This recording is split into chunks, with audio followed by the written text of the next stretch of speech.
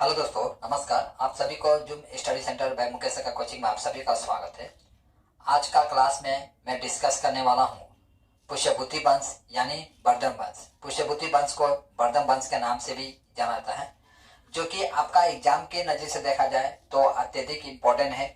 यानी आपका रेलवे हो, एसएससी हो, एनटीपीसी हो, कमांड हाई सेकेंडरी लेवल की एग्जाम हो या कमांड ग्रेजुएट लेवल की एग्जाम हो, आपका पुष्यभूति वंश से संबंधित आपका परीक्षा में कई प्रश्न पूछे जाते हैं।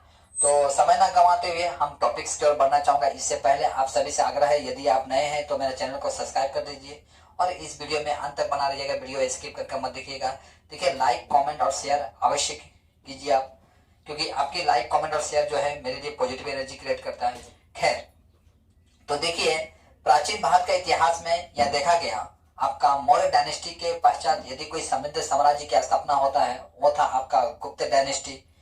और गुप्त डायनेस्टी के समय जो प्रसिद्ध जो शासक थे वो थे आपका समुद्रगुप्त। तो समुद्रगुप्त के समय जो प्रांतीय जो राजा जो थे, जो आपसी मतभेद के कारण आपस में ही लड़ झगड़ रहे थे, तो उन्हें एकीकृत करने में आपका समुद्रगुप्त जो थे अपनी ओर से हर संभव प्रयास करते हैं।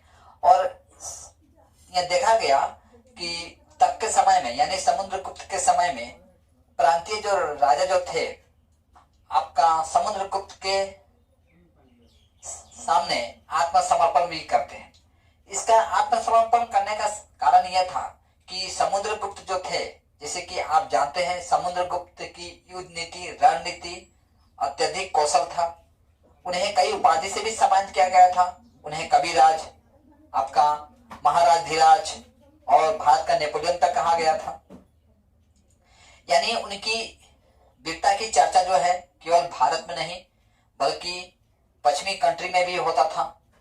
तो तब के समय में उनके विरोध में जाना यानी समुद्रगुप्त के विरोध में जाना या अपने क्षेत्र को बचा कर रखना राजाओं के लिए अत्यधिक कठिन कार्य था। यही कारण था कि तब के समय में जो राजा जो थे आपका समुद्रगुप्त के सम्मुख आत्मसमर्पण कर देते हैं। यानी कहीं ना कहीं छोटे छोटे जो प्रांत के जो राजा जो थे उनके अंदर में आपसी मतभेद समाप्त हो जाता है समुद्रगुप्त के कारण। लेकिन यह देखा गया कि समुद्रगुप्त के पश्चात जो आपका गुप्त साम्राज्य का जो अंतिम शासक आते हैं भानुगुप्त, भानुगुप्त उतना कौशल शासक नहीं थे जितना कि समुद्रगुप्त थे। और यही कारण है कि ये जो प्रांतीय जो राजा जो थे इनके अंदर में आपसी मतभेद पुनः पनपने लगता है। और ये प्रांतीय राजा जो है कई वर्गों में बढ़ जाते हैं और कई वर्गों में बढ़कर कई वंश की स्थापना करते हैं।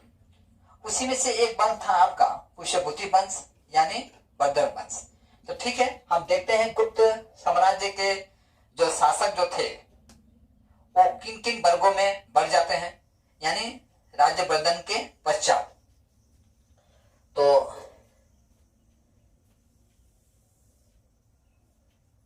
देखिए,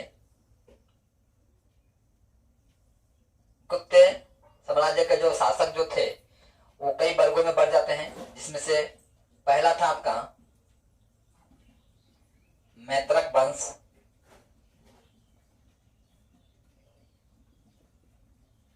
मोखरी वंश,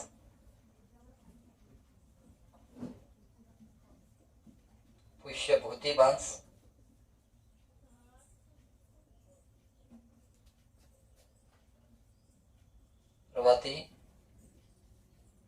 प्रवती गुप्त वंश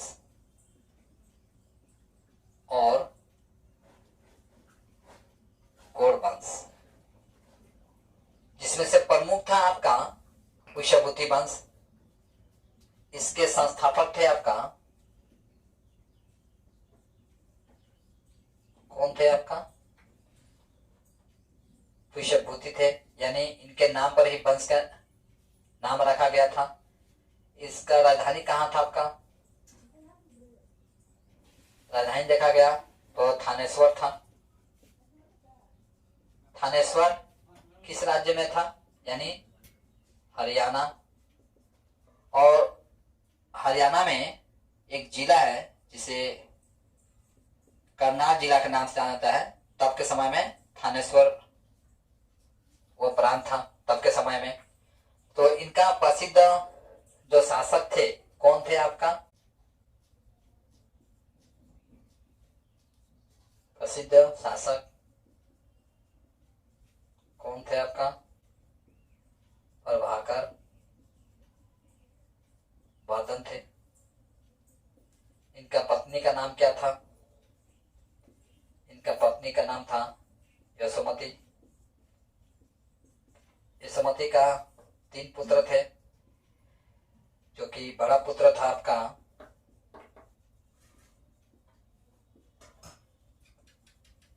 राज्यवर्धन, छोटा पुत्र था हर्षवर्धन, और एक कन्या थी यानी पुत्री थी राजश्री, ये पुत्री थी। प्रभाकर वर्धन को कई उपाधि से भी सम्मानित किया गया था। तो इनका उपाधि था महाराजधिराज। महाराजधिराज, महाराजधिराज का अर्थ होता है राजाओं का राजा।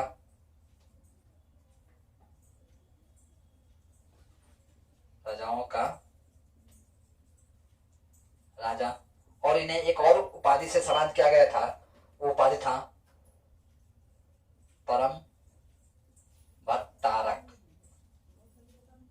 ठीक है, इन्हें 2 उपाधि से सम्मानित किया गया था। इनका जो पुत्री जो था, पुत्री राजश्री, इनका विवाह होता है आपका किससे होता है? तो कन्नौज का शासक ग्रह वर्मा के साथ होता है। ग्रह वर्मा के साथ होता है। कन्नौज कहाँ है आपका वर्तमान में देखा जाए तो? वर्तमान में उत्तर प्रदेश का फरुखाबाद जिला में।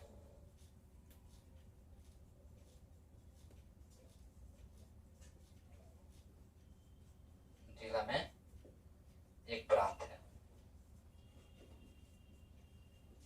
ठीक है, तो मैं चाहूंगा इसका आप एक स्क्रीनशॉट ले लीजिए।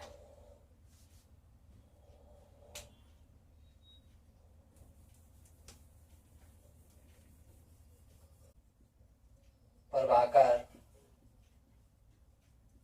वर्धन का पुत्री जो थी, पुत्री कौन थी आपका? राजश्री। इनका जो विवाह हुआ था आपका किससे हुआ था? मालवा के कन्नौज के शासक ग्रह वर्मा से। ग्रह वर्मा से हुआ था विवाह। ग्रह वर्मा से हुआ जो था, ग्रह वर्मा की हत्या कर देते हैं। कौन करते हैं आपका? मालवा का शासक। क्या नाम था मालवा के शासक का? देवगुप्त। देवगुप्त क्या कर देते हैं? हत्या कर देते हैं ग्रह वर्मा का। और राजश्री का जो बड़ा भाई थे,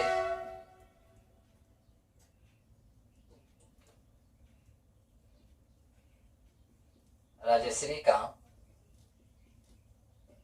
बड़ा भाई कौन थे आपका? राज्यवर्धन। राज्यवर्धन क्या करते हैं आपका? देवगुप्त को युद्ध में मार डालते हैं।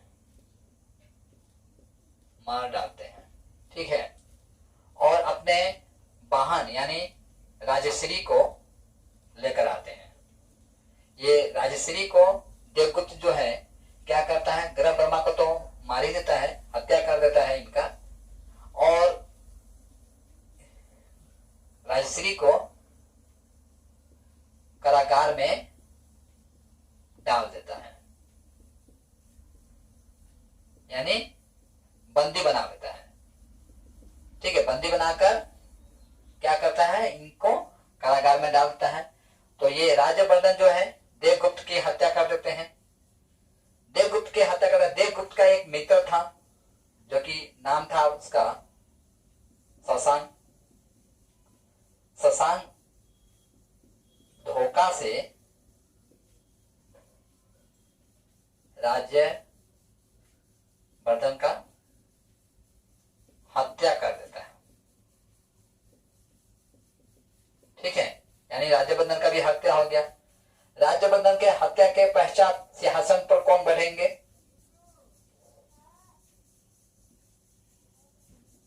राज्यवर्धन का छोटा भाई।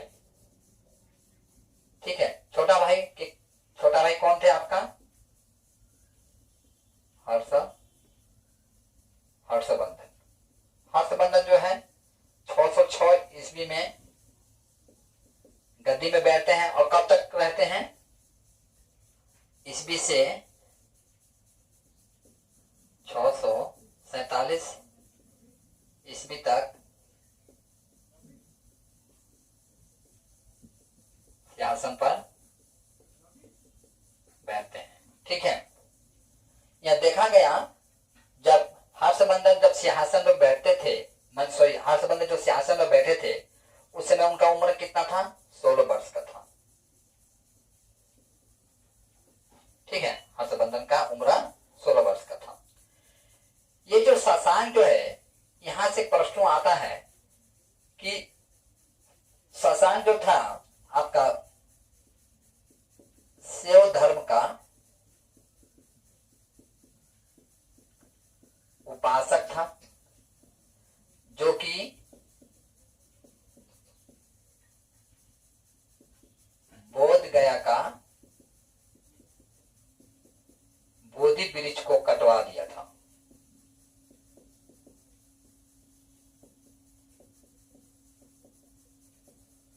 बोधि वृक्ष यानी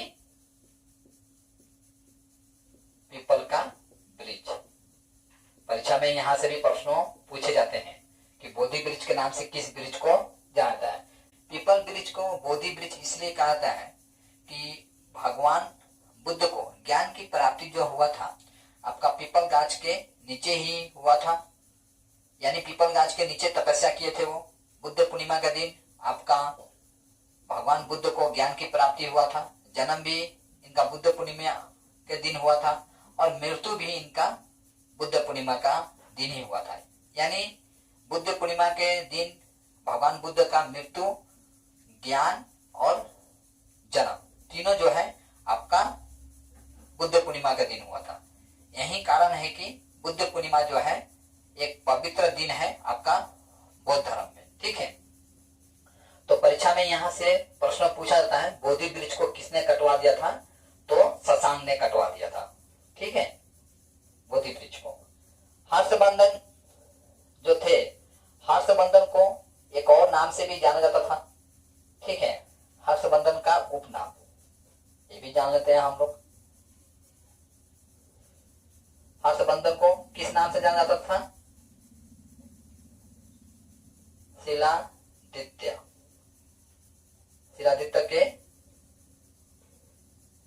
नाम से भी जाना जाता था। इन्होंने एक उपाधि धारण किया था। उपाधि कौन सा था? तो इनका उपाधि था आपका परम भट्टारक। परम भट्टारक आपका राज्यवर्धन भी जो थे,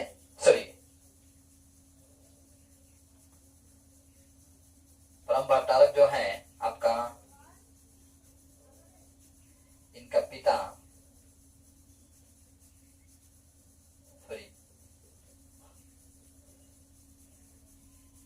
हर्ष का पिता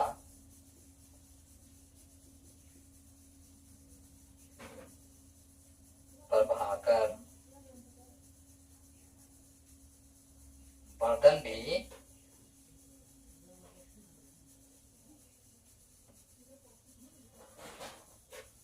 परम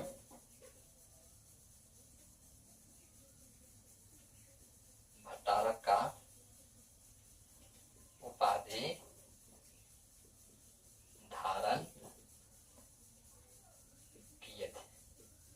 यानी हम ये देखते हैं कि हर्षवर्धन जो है, हर्षवर्धन अपना पिता के भारती ही परम भट्टारक का उपाधि धारण करते हैं और हर्ष ने शशांक को पराजित करते हैं। ठीक है, हर्ष जो है, हर्ष किसका हत्या कर दिया था आपका? राज्यवर्धन का। ठीक है, किसका हत्या कर देता है? राज्यवर्धन, यानी इनका बड़ा भाई का हत्या कर देता है। हर्ष ने शशांक को युद्ध में पराजित करते हैं।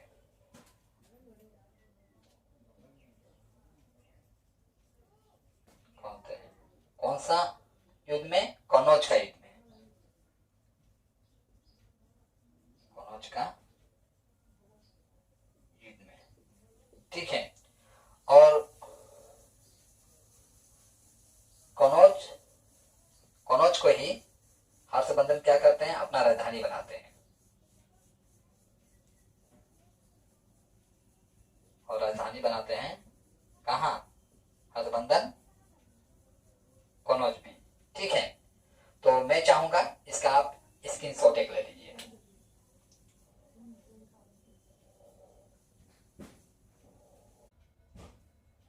नर्मदा नदी के तट पर हर्षवर्धन और पुलकेशिन, है ना, पुलकेशिन द्वितीय के बीच युद्ध होता है, जिसमें हर्षवर्धन हार जाते हैं। ठीक है, यानी एक मात्र ऐसा लड़ाई था जिसमें हर्षवर्धन जो है आपका पुलकेशिन द्वितीय से हार जाते हैं। ठीक है, तो हर्षवर्धन के समय ही, हर्षवर्धन के समय आपका चीनी यात्री हुएनसांग भारत आते हैं। परीक्षा में यहां से प्रश्न पूछा जाता है कि हुएनसांग जो है भारत जब आते हैं तो उस समय भारत का सम्राट कौन थे? तो उस समय भारत का सम्राट जो थे आपका हर्षवर्धन थे। तो ये जो हुएनसांग जो भारत आते हैं आपका, ये कब आते हैं आपका? देखा गया 629 ईस्वी में आते हैं। ईस्वी से आपका 645 ईस्वी तक भारत का नालंदा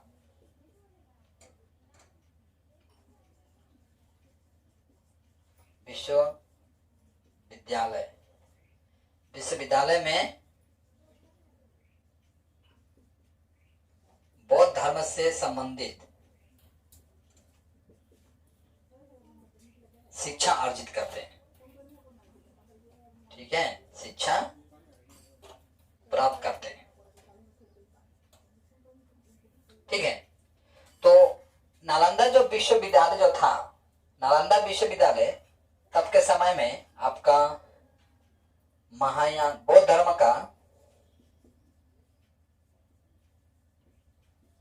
का महायान का प्रमुख केंद्र था, प्रचार का प्रमुख केंद्र था, प्रचार का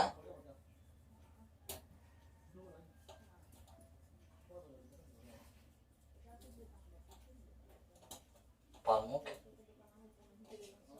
केंद्र था। जिस तरह से आप जानते हैं बौद्ध धर्म का दो भाग हैं। एक भाग है आपका हीनयान और दूसरा भाग है आपका महायान।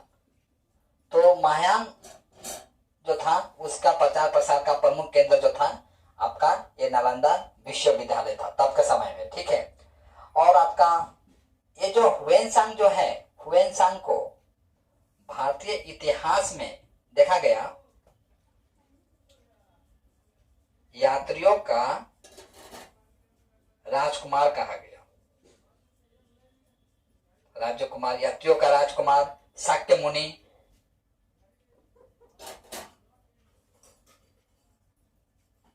शाक्य मुनि, ठीक है। और इन्हें एक विद्वान के नाम से भी जाना जाता था हुएन को, ठीक है। नीति का पंडित भी माना गया है इन्हें, नीति का पंडित।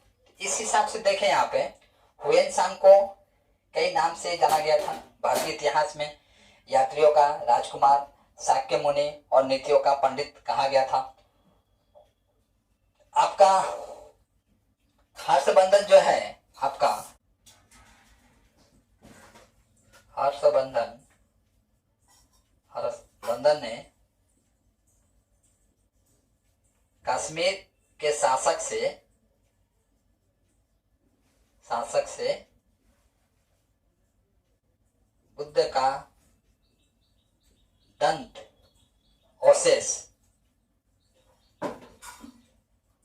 अवशेष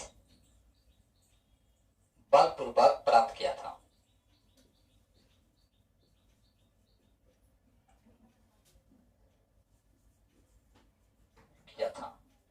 यानी देखा गया कि आपका हर्षवर्धन जो है, आपका आरंभ में आपका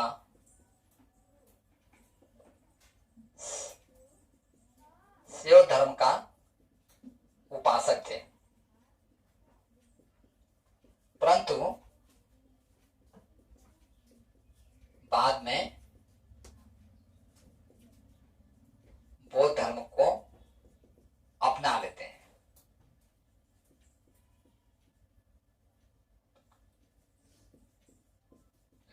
ठीक है। इस हिसाब से देखा गया आपका जो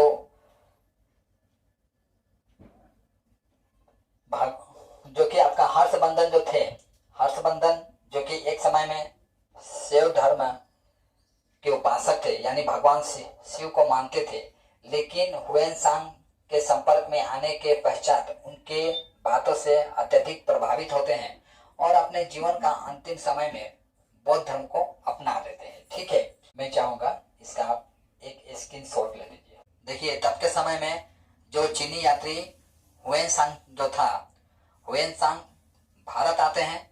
भारत आकर आपका नालंदा विश्वविद्यालय में शिक्षा अर्जित करते हैं और लगभग आपका 15 वर्ष तक वो शिक्षा अर्जित करते हैं और शिक्षा अर्जित करने के पश्चात यहाँ से आपका चीन जाते हैं और चीन जाने के पश्चात वहां पर बौद्ध धर्म का प्रचार प्रसार करते हैं। तो आपका हुएन एक पुस्तक भी लिखते हैं, जो कि पुस्तक का नाम था आपका इंडिका।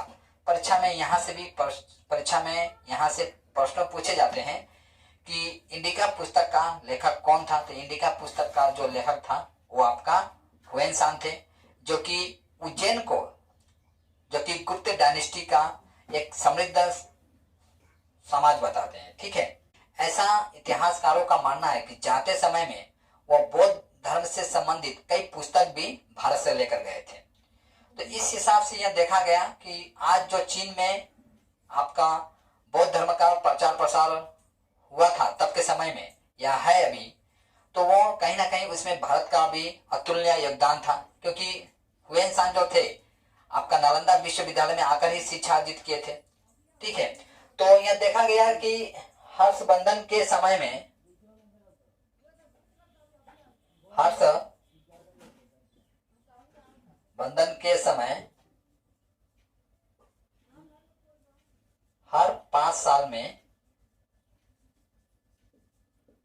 एक धर्म समारोह का आयोजन किया जाता था। धर्म समारोह का आयोजन होता था।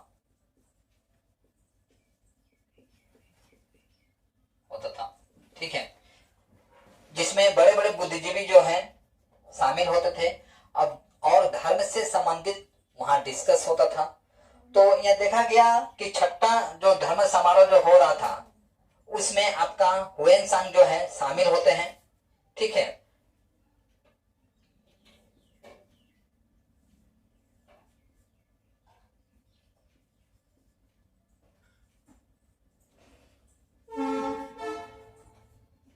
छठा धर्म समारोह में हुएनसांग सम्मिलित होते हैं। ठीक है, ये जो धर्म समारोह जो होता था इसे किस नाम से जाना जाता था? इस धर्म समारोह को महामोच परिषद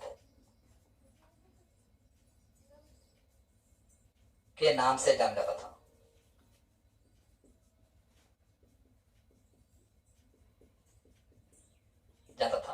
देखिए, हर्षवर्धन कई पुस्तक भी लिखे थे, तो उनका पुस्तक जो था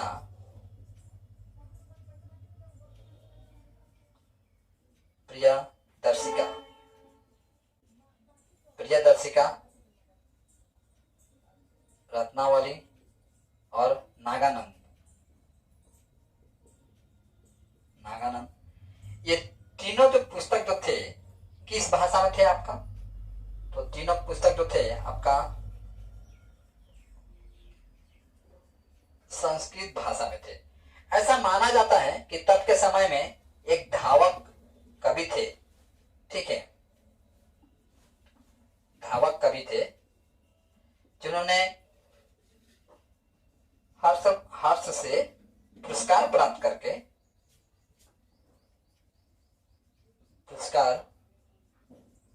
करके इनके नाम से ही तीनों ये पुस्तक लिख दिए थे, ऐसा माना जाता है।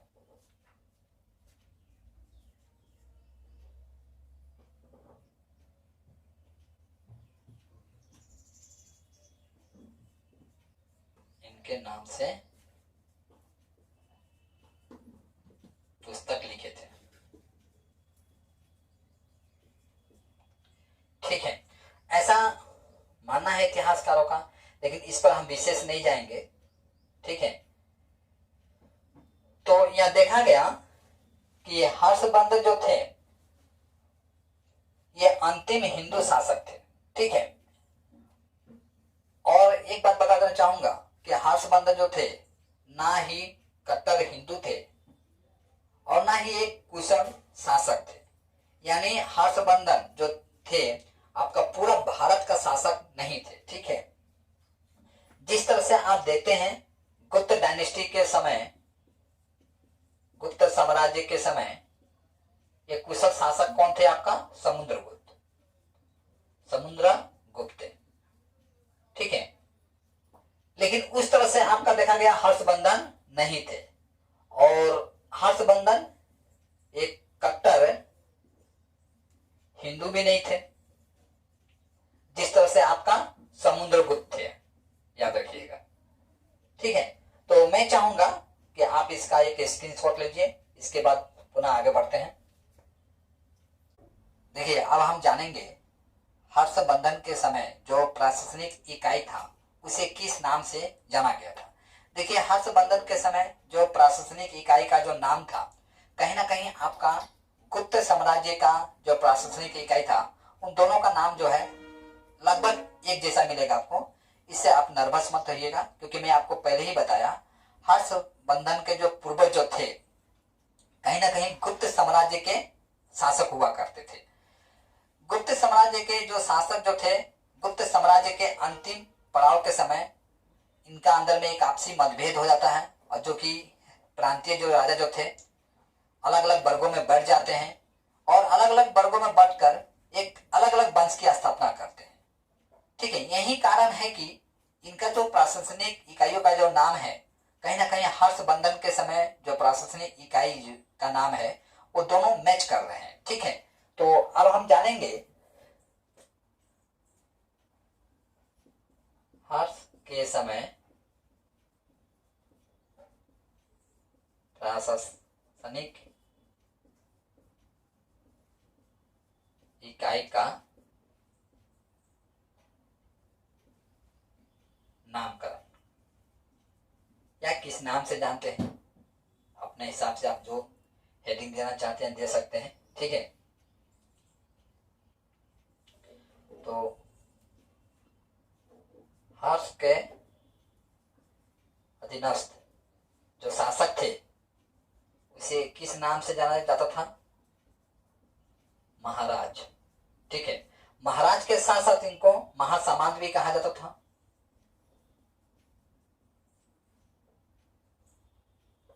महासामंत भी कहा जाता था। और मंत्री परिषद का जो मंत्री होते थे, मंत्री परिषद के मंत्री को किस नाम से जाना जाता था? सचिव या अमात्य के नाम से जाना जाता था। ठीक है, और जो प्रांत होते थे उस प्रांत का क्या किस नाम से जाना जाता था?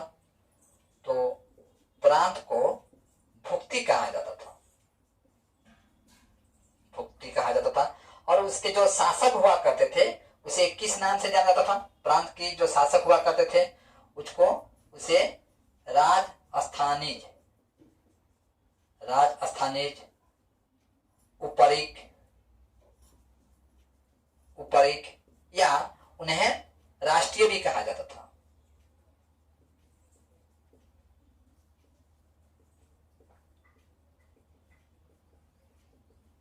ठीक है, और भुक्ति प्रांत को देखा गया जिलों में विभाजित कर दिया गया था। 4 नंबर हम देखते हैं।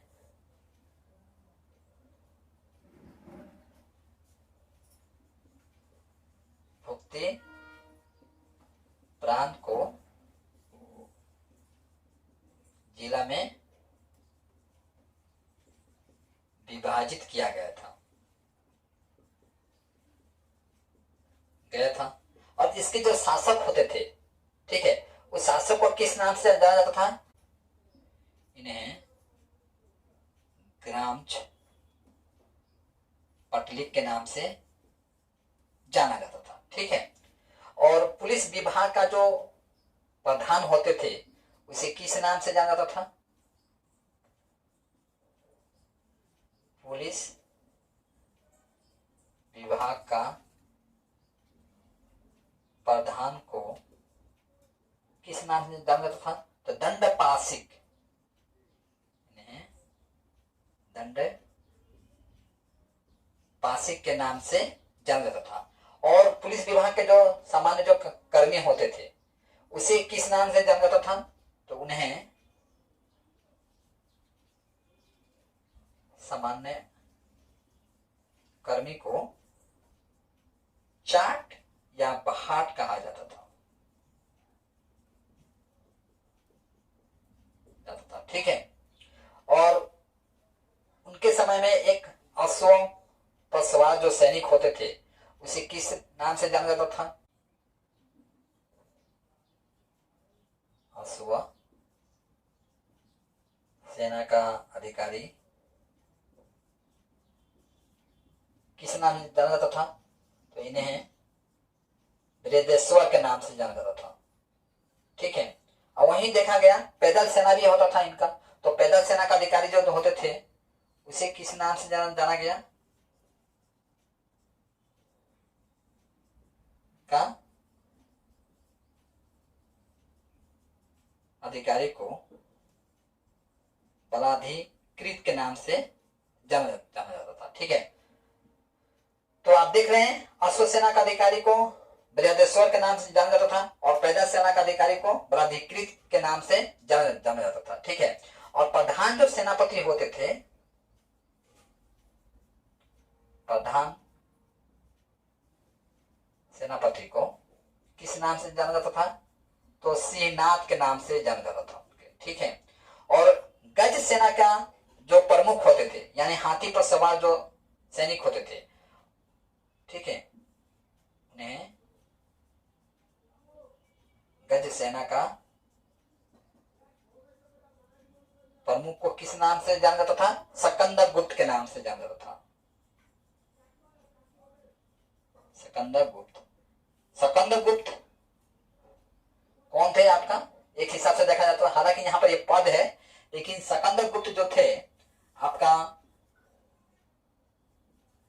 गुप्त साम्राज्य का शासक थे, जिन्होंने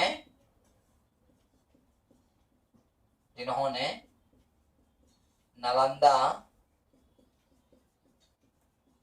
विश्वविद्यालय की स्थापना किया था। ये भी इंपॉर्टेंट बन जाता आपका।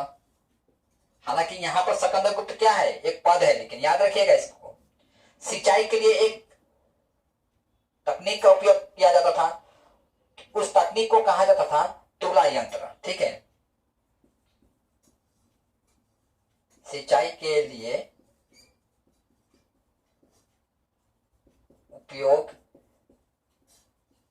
किया गया यंत्र को किस नाम से जाना जाता था, तुला यंत्र। ठीक है, यानी एक प्रकार का पंप हुआ करता था। ठीक है, जिस तरह से आज उत्तर भारत में आप देखते हैं सिंचाई के लिए अलग अलग तकनीक का उपयोग किया जाता है। ठीक है, यानी एक प्रकार का जल पंप था, जिस जल पंप को तुला पंप के नाम से जाना जाता था। और यही आपका गुप्त साम्राज्य का समय देखा जाए तो सिंचाई के लिए जो यंत्र का प्रयोग किया जाता था उसे किस नाम से जाना जाता था, तो उसे रहट और घंटी यंत्र के नाम से जाना जाता था। किस समय में, आपका गुप्त साम्राज्य के समय। ठीक है, और यह देखा गया तब के समय में जो सूती वस्त्र का प्रमुख केंद्र जो था वो कहाँ था आपका, हर्षवर्धन के समय में। हर्षवर्धन के समय